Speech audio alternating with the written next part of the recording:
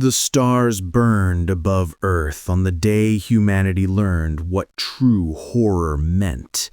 Admiral Marcus Webb stood on the observation deck of the UHNS Defiance, watching the blue marble of Earth rotate peacefully below. He had served in the Human United Navy for 32 years.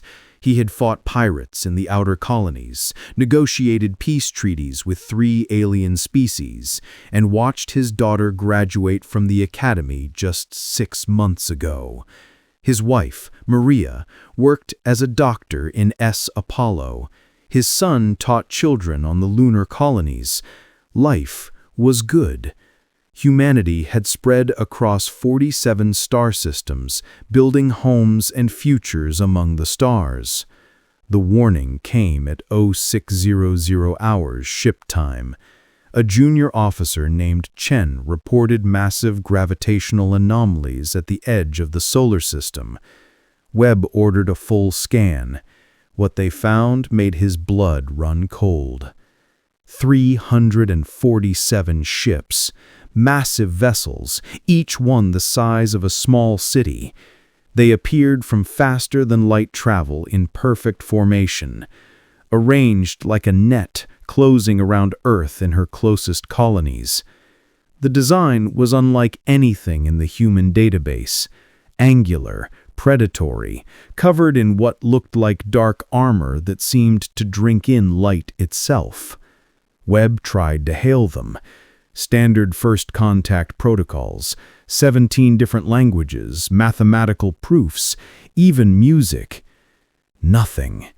The alien fleet ignored every attempt at communication and continued their approach.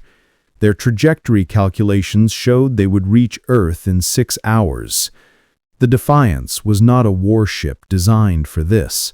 She was a patrol cruiser meant to chase smugglers and respond to distress calls. Webb knew this with terrible certainty as he watched those massive ships approach. He ordered an emergency transmission to Earth Defense Command and began evacuating civilian stations in their path. That was when the first shots came. No warning, no demands, no declaration of war. The alien ship simply opened fire on Orbital Station 7, a research facility housing 4,000 scientists and their families. The station exploded in a ball of white fire that lit up Webb's viewscreen. 4,000 people gone in 3 seconds. The aliens, humanity would later learn, they called themselves the Cridian Hegemony, had come for one purpose: extermination. Earth Defense Command scrambled every ship they had. 112 vessels of various sizes rose to meet the threat. The battle lasted 40 minutes. Humanity lost 98 ships. The Cridians lost 2. Their weapons cut through human shields like they were made of paper. Their armor shrugged off human missiles like raindrops. But the ships were not the real attack. They were just the beginning. Commander Sarah Chen watched from the bridge of the UHNS Beijing as the Cridian fleet deployed their true weapons. Massive cylinders, each one 100 meters long, dropped from the belly of their largest ships. They fell toward Earth like judgment from an angry god. Sarah understood what they were instantly: kinetic bombardment weapons. Simple, brutal, and unstoppable. The first one hit the Pacific Ocean. The resulting tsunami wiped out coastal cities on 4 continents. The second hit Moscow. The third hit Beijing, the city Sarah had been born in, where her parents still lived. The fourth hit New York. The fifth hit Tokyo. The sixth hit Mumbai. They kept falling, 30, 40, 50 impacts, each one releasing the energy of multiple nuclear weapons. Sarah's voice broke as she tried to give orders. Her hands shook on the controls. Below, the planet that had birthed humanity was being murdered before her eyes. The calm channels filled with screams, pleas for help, final goodbyes. She heard her mother's voice in the chaos, just for a moment, calling her name, then static. The other colonies did not fare better. Mars Bay's delta went dark after 3 Krydian ships surrounded the planet. New Beijing colony, humanity's proudest achievement in the She-Serpentine system, sent one final transmission. It was video. Krydian soldiers, massive creatures standing nearly 3 meters tall with 4 arms and faces like nightmares, moved through the colony corridors, killing every human they found. Men, women, children, it did not matter. The video ended with a Krydian warrior staring directly into the camera. Its mouth opened in what might have been a smile, revealing rows of crystalline teeth. Then the feed cut out. In 72 hours, 18 billion humans died. The Galactic Council, humanity had learned of its existence only 15 years ago, held an emergency session. Humanity sent desperate pleas for help. They sent evidence of the genocide. They sent the coordinates of refugee ships fleeing into deep space. Surely the Council would intervene.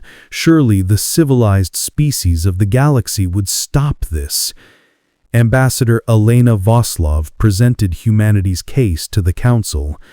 She showed them the death tolls. She showed them footage of children dying in the ruins of their homes. She begged, she wept. She demanded justice. The Council deliberated for 6 hours. Then they voted. The result was unanimous, non-inference. The Council's official position, read by an insectoid creature called Athol, was clear and cold.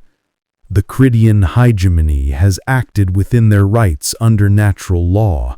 Species compete, the strong survive, the weak perish. This is the way of the universe. The Council will not interfere in natural selection events. Elena collapsed. One of the younger diplomats, a man named Torres, shouted at the Council. He called them cowards. He promised they would regret this. Security removed him from the chamber. The Council moved on to discuss trade regulations. Humanity was alone. Admiral Webb regrouped what remained of the human fleet at a hidden station in the asteroid belt. 57 ships, maybe 30,000 personnel against 347 Krydian vessels. The math was simple and brutal. Humanity could not win a straight fight. In the wreckage-strewn orbit of Mars, the Remnant Council formed. 7 humans who had survived the initial attack and still had the authority to make decisions. Admiral Webb was one. Dr. Ko Yamada, a brilliant xenobiologist, was another. Chenjo, formerly an ethics officer in the Navy, brought his tactical mind. There was General Okoi, who had lost her entire battalion on Earth. There was Director Park, who ran what was left of Human Intelligence Services. There was Captain Reeves, the youngest member, who commanded a destroyer that had somehow survived. And there was Scholar Singh, an old man who had spent his life studying alien cultures, and now understood they were all complicit in humanity's death. They met in a bare conference room on a damaged station. The lights flickered.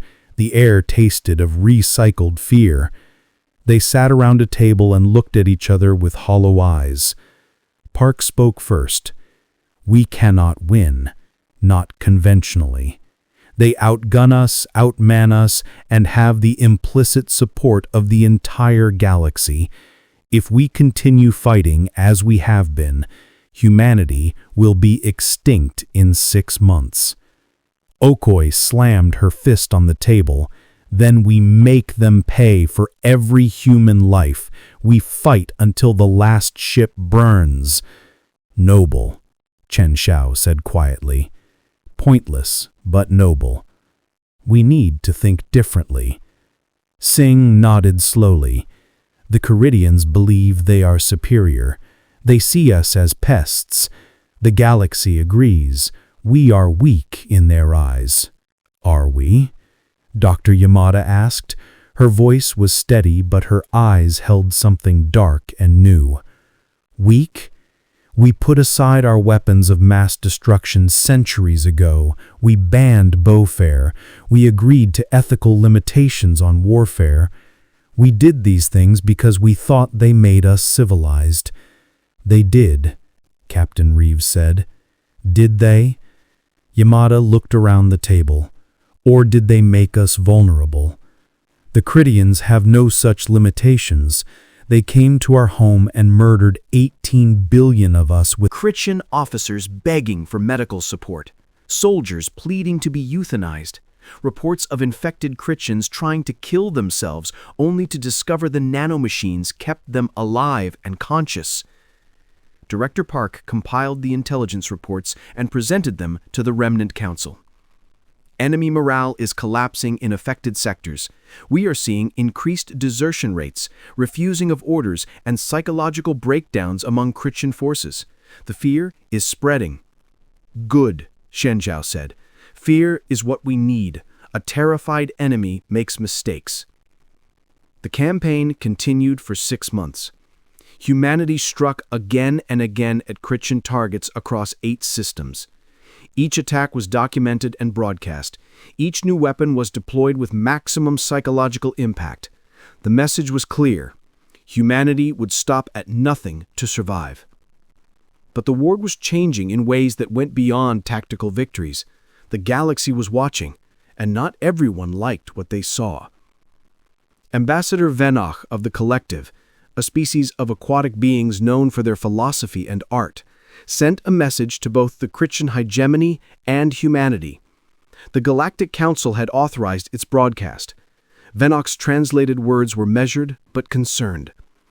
The Council has observed the conflict between the Christian hegemony and humanity with growing alarm.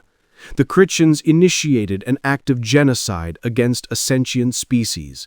This was morally wrong, but legally permitted under current galactic law, which recognizes the right of species to compete for survival. However, humanity's response has introduced tactics and weapons that violate standards of civilized warfare that have been maintained for millennia. Biological weapons, torture, the targeting of civilians, the use of weapons designed specifically to maximize suffering rather than achieve military objectives. These actions are disturbing to observe. We are not intervening, but we are watching, and we are afraid, not just of the Christians, but of what humanity is becoming. Webb listened to the message in his quarters. He poured another drink. The bottle was half empty. He had been drinking more lately, not enough to impair his judgment, but enough to quiet the voices in his head. The voices that sounded like Maria and his children, asking him if this was what they would have wanted. He recorded a response, knowing it would be broadcast across the galaxy. Ambassador Venoch, you say you are afraid of what humanity is becoming. Good.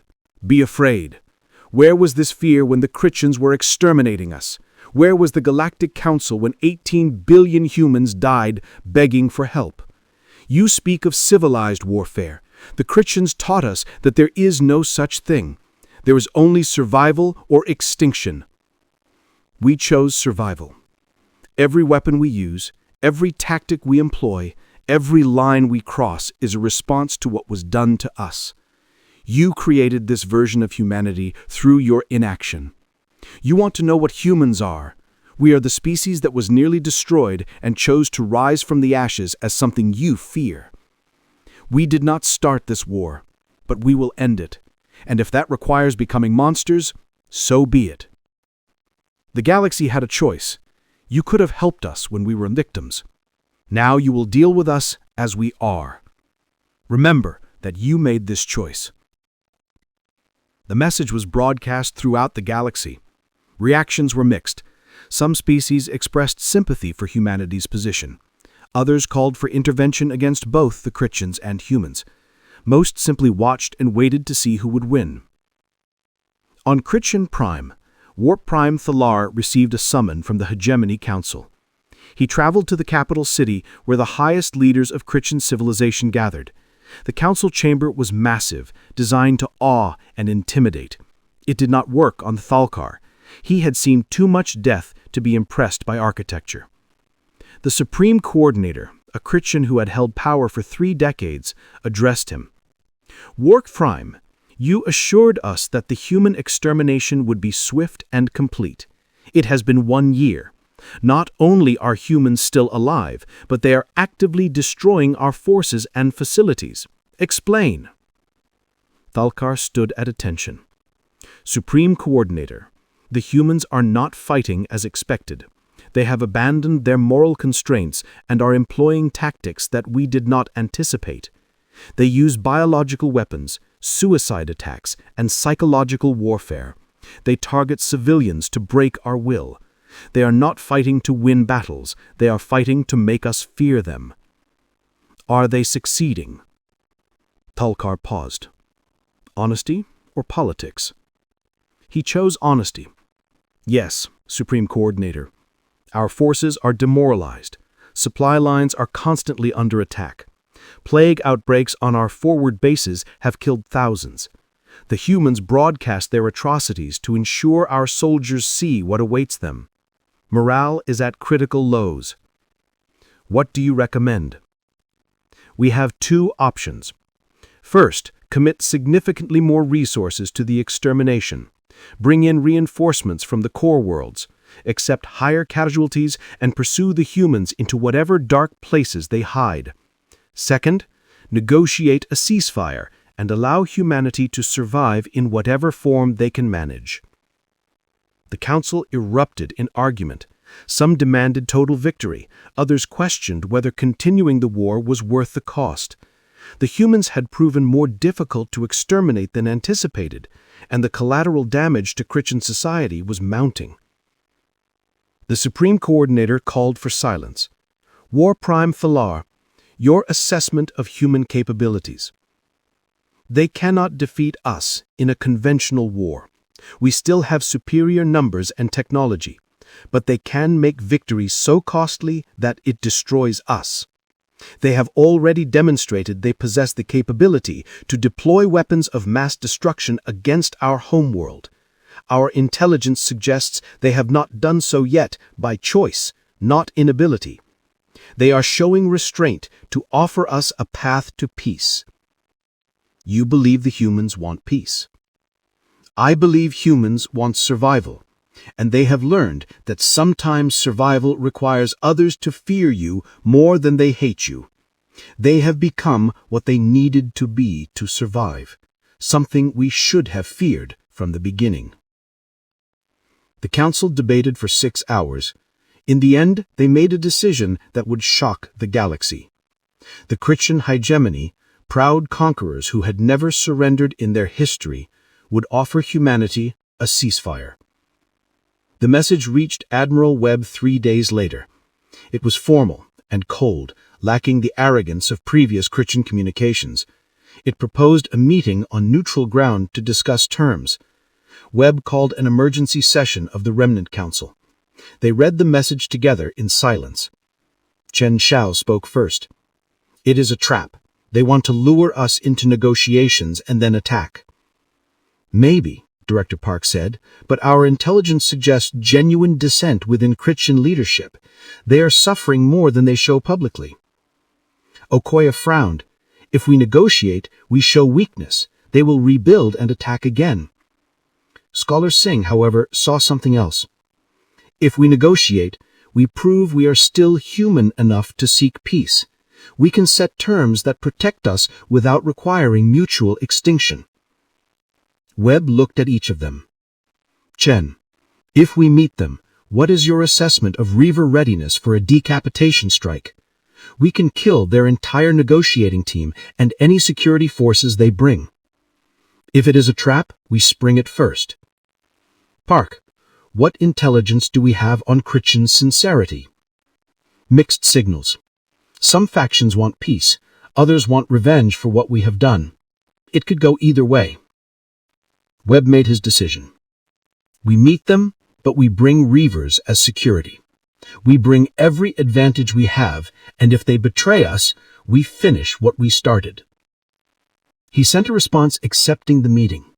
The location would be a neutral Galactic Council station. The date was set for 3 weeks hence.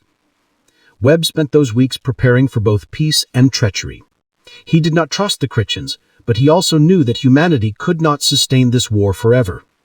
They had become monsters to survive, but monsters could not build a future. At some point, if humanity won, they would have to remember how to be human again. He was not sure they could, not after everything they had done, but maybe, just maybe, the Christians' offer of peace would give them the chance to try. The Council allowed it. Humanity proved them wrong by becoming strong enough to threaten mutual destruction. But if the lesson of this war is simply that power is all that matters, then we have learned nothing. The real question is what comes next. Do we create a galaxy where this can never happen again? Or do we simply wait for the next war between species who feel threatened? His words hung in the air. No one had an answer. The council ceremony was brief and formal. Webb and Tholar affixed their marks to the treaty. No handshakes, no words of friendship, just acknowledgement that continuing the war would destroy both species.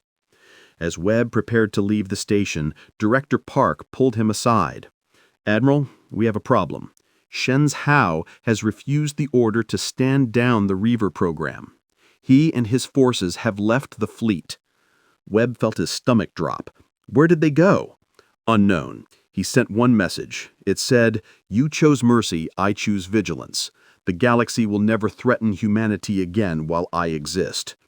Webb realized what had happened. The Reavers, 50,000 humans conditioned for violence and stripped of empathy, had gone rogue. They had become a force that answered to no one. Shen Hao had taken them into deep space to become humanity's dark defenders, whether humanity wanted them or not. Can we find them? Not if they do not want to be found. The Reavers were trained for stealth operations. They could hide for decades. Webb sat down heavily. They had won the war. They had negotiated peace. But they had created something that could not be controlled. The Reavers would continue their mission, defending humanity through terror and violence, regardless of treaties or moral concerns. The return to human space took a week. When Webb arrived at the rebuilt Earth station, he found crowds waiting. Humanity had survived. Against impossible odds, through terrible choices, they had survived. Emma Reeves, a young officer who had opposed many of Webb's decisions, approached him.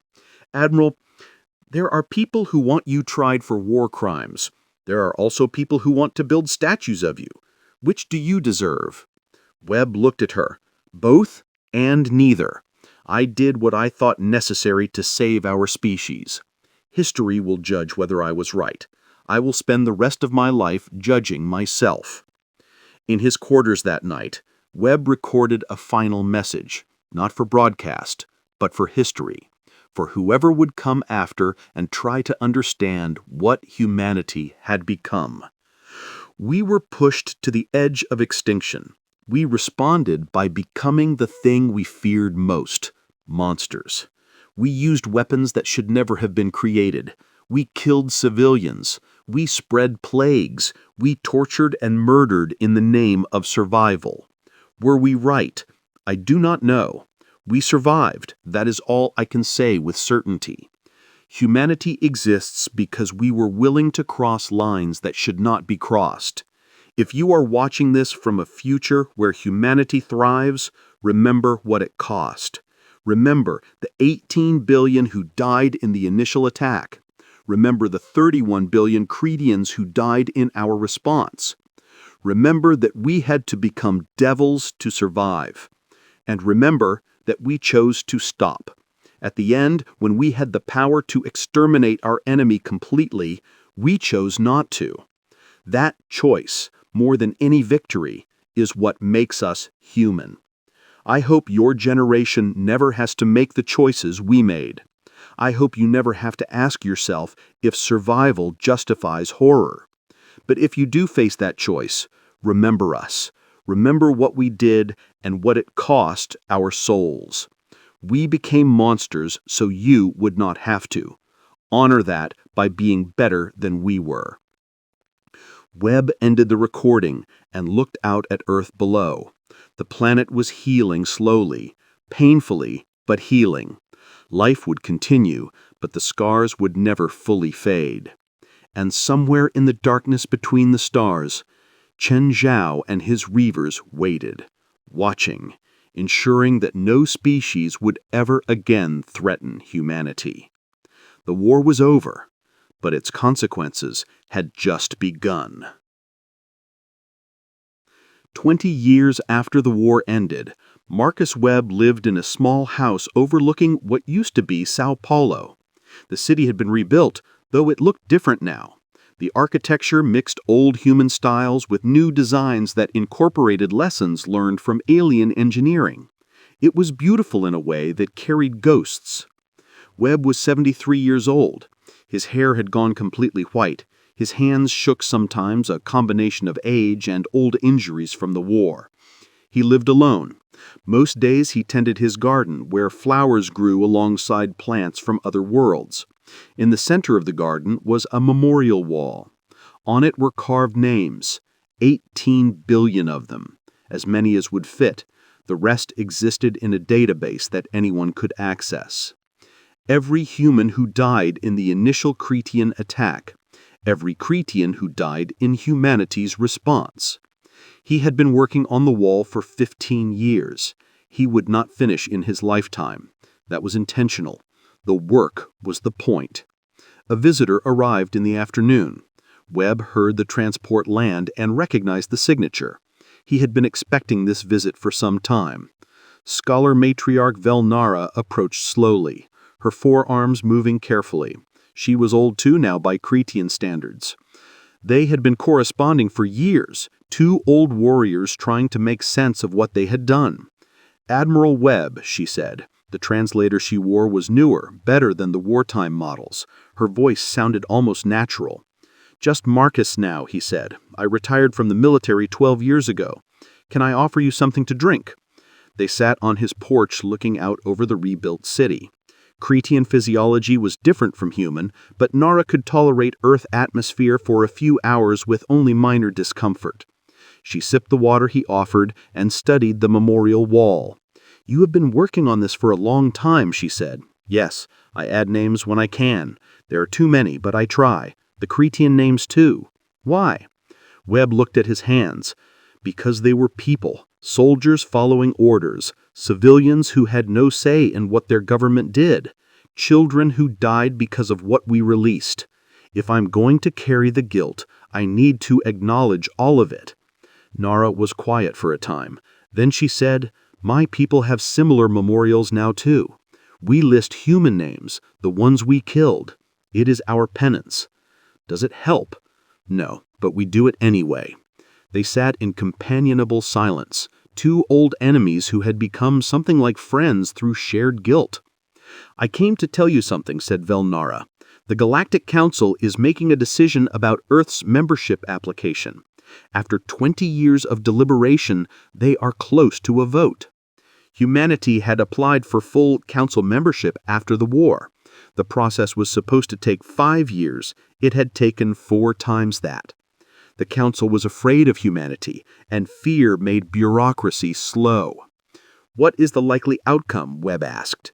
They will admit you conditionally. There will be inspections, limitations on certain weapons research, required participation in mutual defense agreements. You will be members, but watched closely. That is more than I expected. The galaxy is afraid of you, Velnara said. But they are also afraid of what happens if they reject you. You prove that humanity can be pushed to extremes. They do not want to test those extremes again. Webb smiled without humor. So we are in the council because they fear us, not because we earned it. Is that not how most power works? The Cretians dominated through strength. Humanity survived through being willing to become something terrible. The Galactic Council respects both now, though they wish they did not have to. A small child ran past Webb's garden laughing, human child chasing something. The simple joy of it made Webb's throat tight. That child would grow up in a world where the war was history, not lived experience. That was something. "How is Dr. Yamada?" Nara asked. Webb sighed. She works at a medical facility on Titan now, treating diseases, trying to undo some of the damage from the war. She does not speak much. The guilt weighs heavily on her. She should not bear it alone. All of us who participated carry responsibility. She created weapons that killed billions. She designed them to cause maximum suffering. That is a special kind of burden. Felnara nodded. We have Cretians like that too. Scientists who designed the kinetic weapons, soldiers who killed human children. They cannot escape what they did. Some have taken their own lives. Others try to make amends. There is no good answer. They discussed the fate of others from the war. General Okonkwo had become Earth's defense minister, ensuring humanity would never again be unprepared for war. Director Park ran the diplomatic corps, negotiating treaties and keeping human intelligence networks sharp. Scholar Singh had died 3 years ago, peacefully in his sleep, still believing that humanity could have found another way. "And Shen Hao?" asked Vinara. "The Reaver?" Webb's face darkened. No one knows. He and his forces vanished. Sometimes there are reports of a pirate fleet destroyed with excessive violence, a slave operation obliterated.